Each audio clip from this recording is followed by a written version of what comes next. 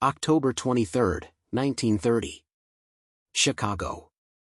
There's a knock at the door of 205 North Colmar Avenue and gang boss Joe Aiello freezes in his tracks. Could it be killers sent by Al Capone? It could be. They want him dead and he knows it. He tried having Capone killed a few years back and failed.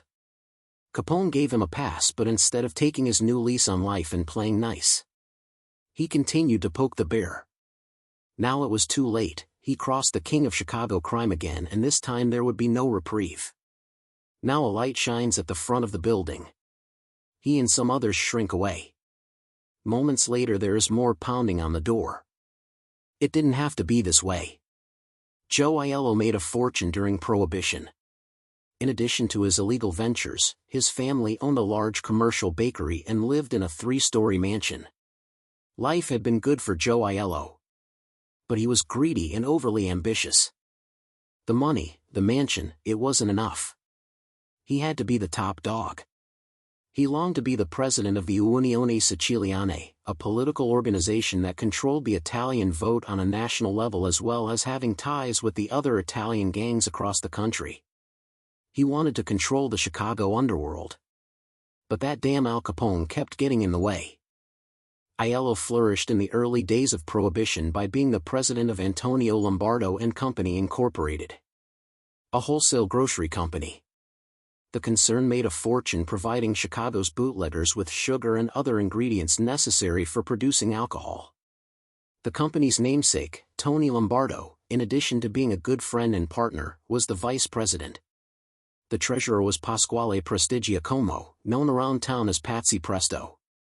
When Mike Merlo, the leader of the Unione Siciliana, died of natural causes in 1924, Aiello thought he should have the job, but, after a few short reigns ended by gunfire, it went to his friend and partner Tony Lombardo around 1925 or 6, supposedly with the help of Al Capone.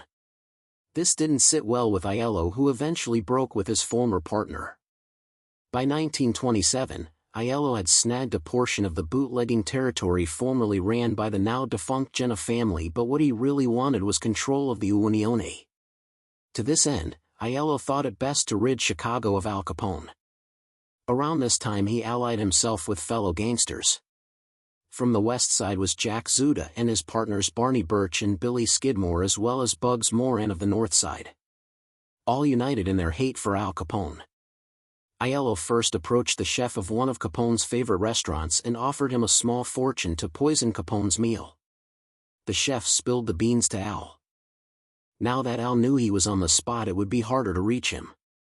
Aiello, we are told, then put up a $50,000 contract on Capone.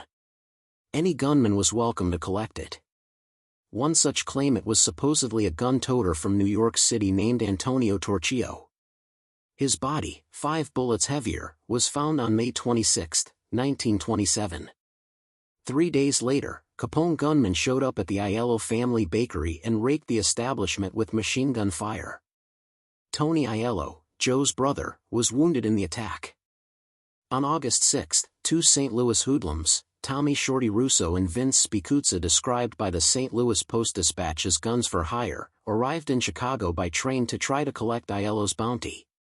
5 days later their bullet-riddled bodies were found on the outskirts of Chicago. After a particularly deadly summer, the Chicago Tribune tells us that a peace conference was held in New York and both sides agreed to stop trying to kill each other. Aiello couldn't leave well enough alone.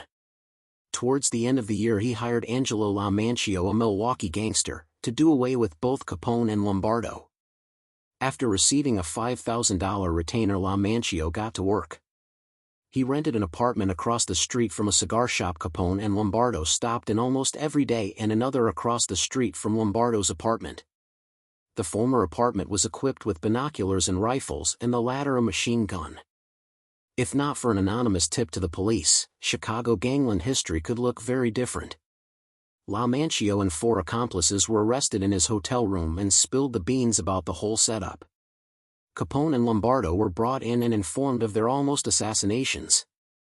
Aiello was arrested and brought in. A short time later, numerous cars full of Capone gunmen pulled up to the jail. 3 of the arrivals, Louis Campagna, Frank Perry and Sam Marcus threw back their coats, showing off their holstered pistols. They were immediately arrested and put in cells near Aiello. The whole ploy was to let Aiello know that he was going to die. He pleaded with Campagna to give him 2 weeks to close his shops, sell his house and get out of town. He was told it was too late. The following day, just in case Aiello's allies, Zuda, Birch and Skidmore, thought they might do something on behalf of their Confederate, a bomb exploded at one of their top resorts. Capone was letting them off with a warning not to get involved. After paying bail, Aiello received a police escort home.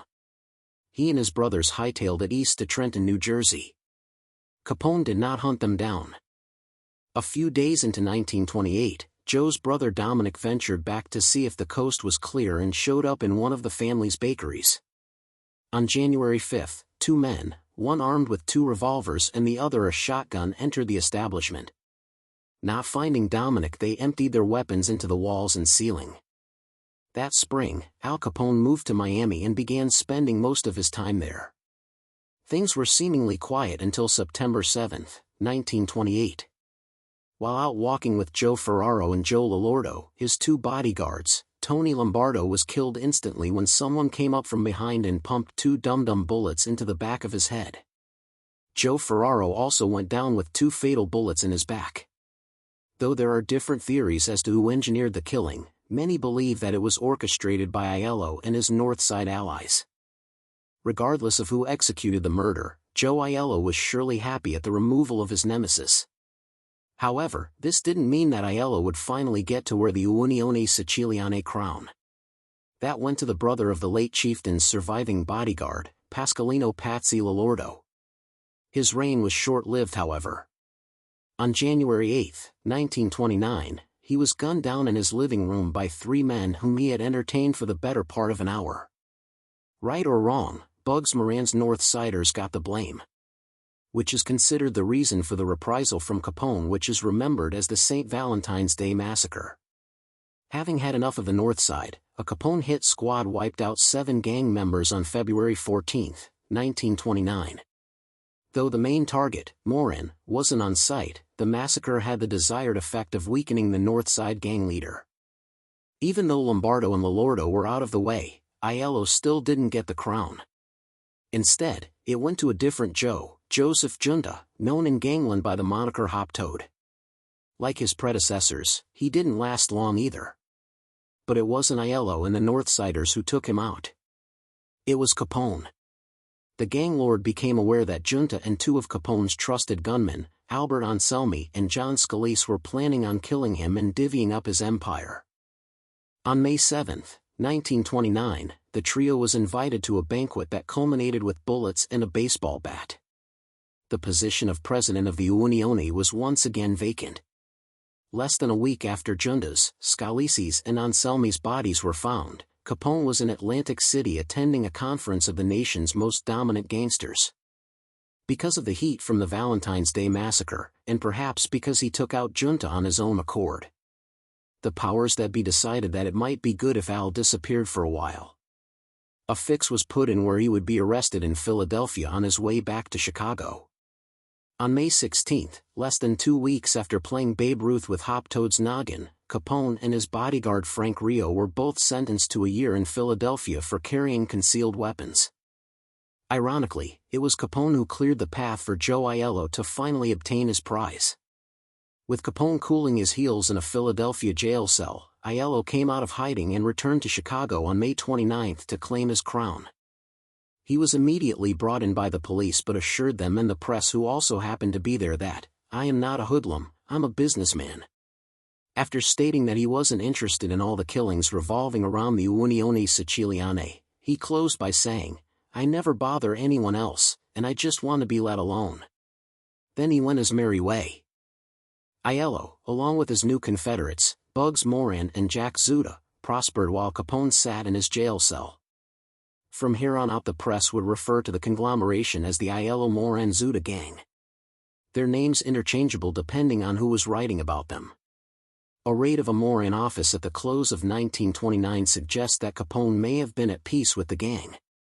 Among the dozen or so arrested were Moran's chief aide Leo Mongovan, two Aiello brothers, gangster Jack Costa, said to be Joe Aiello's bodyguard, and Capone man Frank Diamond. Joe enjoyed his throne for the remainder of the year and into 1930.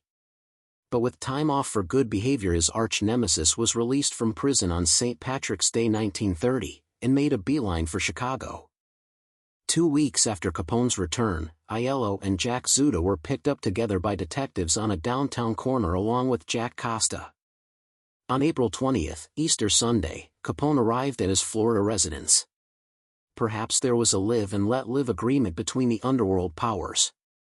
But all that changed a few months later when Chicago Tribune reporter Alfred Lingle was gunned down on June 9. On the books, Lingle, known as Jake, was a $65-a-week crime reporter, and the reaction to his murder was perceived as a declaration of war by the underworld on decency. The public assumed that an innocent newspaper man was murdered for gathering information that could prove harmful to some gangsters. In actuality, Lingle was a middleman between gangsters and the law. A role that allowed him to decide who did what, where and when. A role that made him rich and powerful. It's believed that he took a $30,000 bribe from Jack Zuda and failed to deliver, so Zuda orchestrated his murder. The death of Lingle had an even greater financial impact on the Chicago gangs than the St. Valentine's Day massacre, and every gang felt it. Since Capone's operation was the biggest, he felt it worse than the others. Like any good CEO would do, Capone returned to Chicago to oversee his organization through the troubles, arriving on Tuesday, July 28. The following Friday, instigator of the Lingle murder, Jack Zuda, was shot to pieces by Capone gunmen while hiding out at a Wisconsin resort. In the wake of the Zuda investigation, detectives raided the Aiello mansion in late August. Though both Joseph and Dominic were gone, detectives confiscated some guns and papers. Sleeping arrangements found in the attic gave the appearance that either the brothers or perhaps gang members had been hiding out there.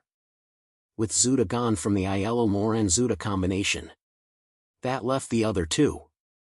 Moran hightailed it from Chicago, leaving Aiello alone. Would Capone want him erased too for the Lingle killing that upset so many apple carts? He got his answer a few weeks later when Jack Costa was mowed down by a volley from a machine gun nest planted in the apartment building he had just exited. Where Aiello went is unknown, but in mid-October he showed up at the apartment of his old business partner Pasquale Prestigiacomo, aka Patsy Presto.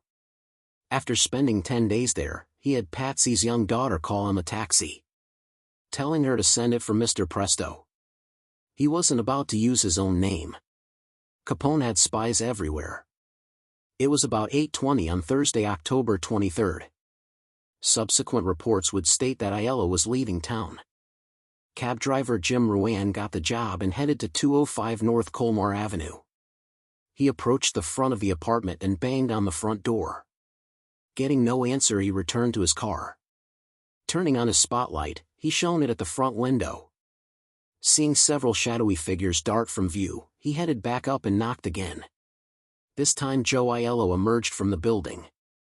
Ruan sauntered back to his cab and opened the door for Aiello, who was a number of steps behind. As Ruan stood there, something across the street caught his eye. In a darkened second-story apartment, he saw a man push up the window and place something on the sill. A moment later, flashes of light lit up the window as bullets began to fly by. Aiello began to flail as numerous rounds from a Thompson machine gun slammed into his body. Ruan hit the deck. Hearing Aiello groan, the cab driver watched as his fare turned and stumbled his way to the path leading to the rear of Presto's building. As he staggered, Aiello tried drawing his own gun as the Thompson across the street continued to pour lead into him. The wounded gangster yelled out something unintelligible and stumbled down the path between the buildings. When he was out of range of the gunman, he halted for a moment.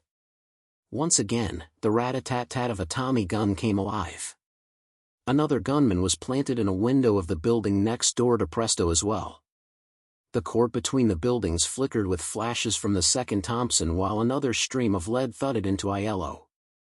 The gangster dropped dead. As the gunman escaped, Ruan and an off-duty cop who lived nearby and heard everything, loaded what was left of Aiello into the taxi for the pointless drive to the hospital.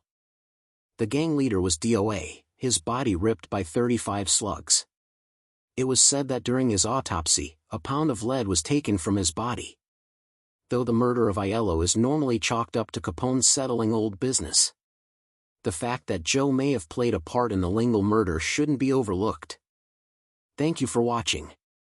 If you enjoyed the video, please like and consider subscribing.